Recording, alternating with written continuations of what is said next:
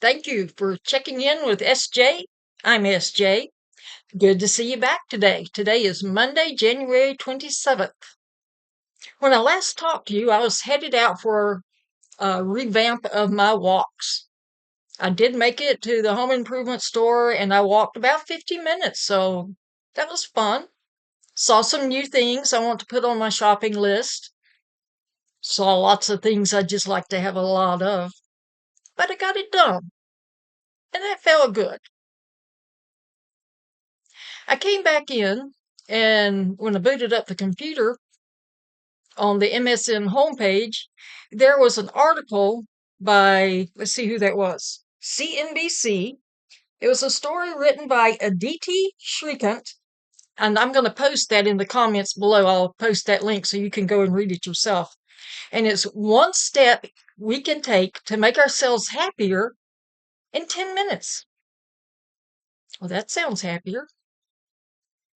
And remember, we're talking about personal responsibility and how today procrastination does play into that. I think everyone procrastinates on something at some time or another. It's sort of a human nature thing to put off something we're not really looking forward to.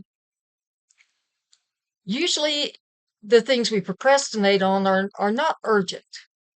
We don't see someone clasping their heart and going down and think, oh, I'll call an ambulance. I'll do that right after supper. No.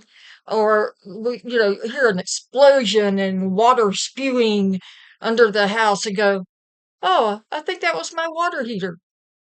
I'll call a plumber. I'll do that tomorrow. No, those are urgent, so we usually get those done.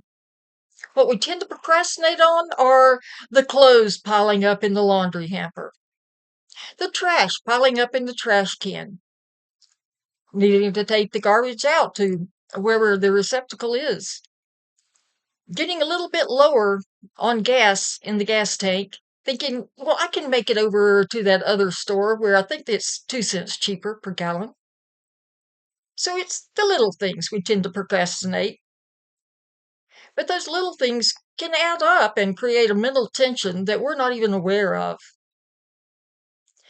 Now, this study says that we are more aware of things we're putting off than we are aware of the things we did complete.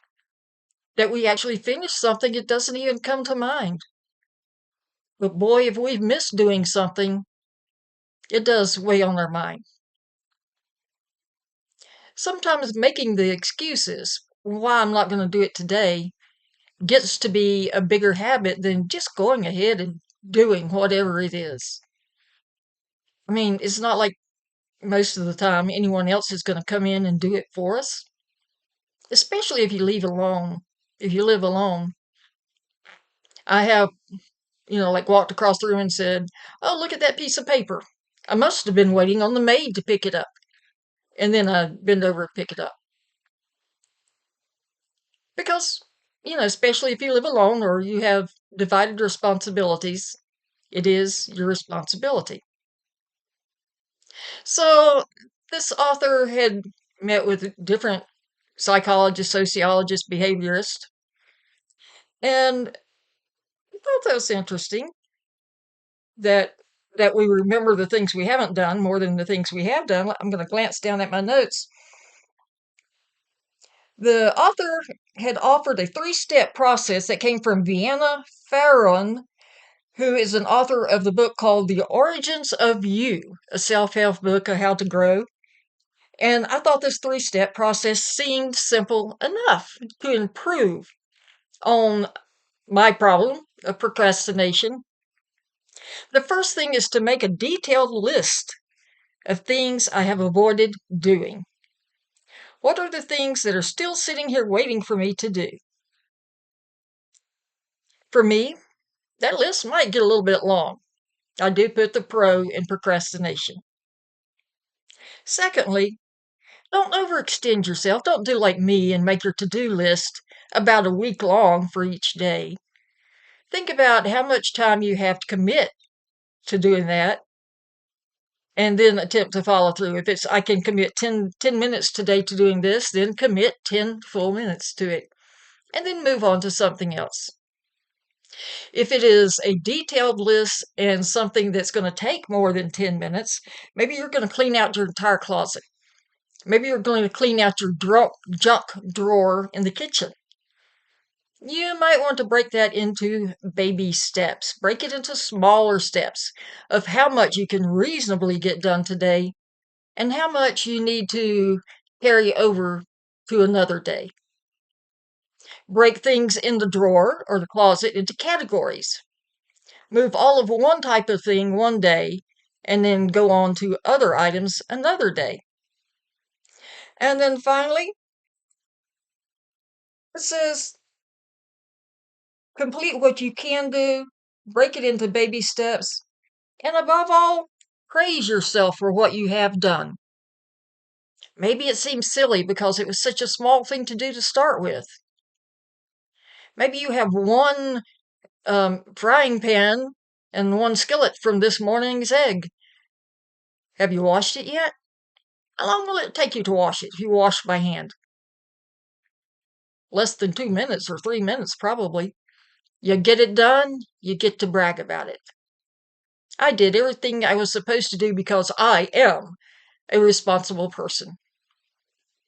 Now, in talking about personal responsibility, there are other items in that list of responsibility that we're also going to talk about this week, of determining what is responsibility. What am I responsible for? How do I tell if I'm supposed to be doing something or if I'm supposed to walk away from something because that belongs to someone else? That is a real trick. Now, something I want to go back and remind you of today. Something just made an interesting noise beside me. Something I want to remind you of. You are created by the same force that created heaven and earth. You are important. The earth needs you here. You are loved by your creator and you are important. Give yourself a hug and say, yes, I am loved and important. Secondly, I'm not a therapist. I'm not a mental health worker, a health worker. I'm a certified lay minister. I don't know what that noise is. I'm a certified lay minister with the United Methodist Church. And my Fresh Expressions ministry is reaching out to people who don't feel at home in average brick and mortar churches. I don't care when you come to this site.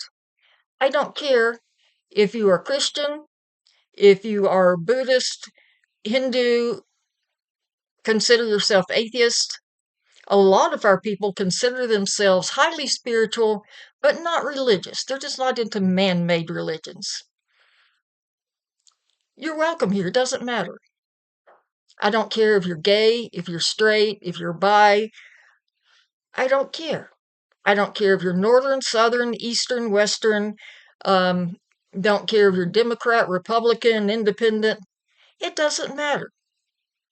You are a fellow creation of our holy creator, our ultimate creator.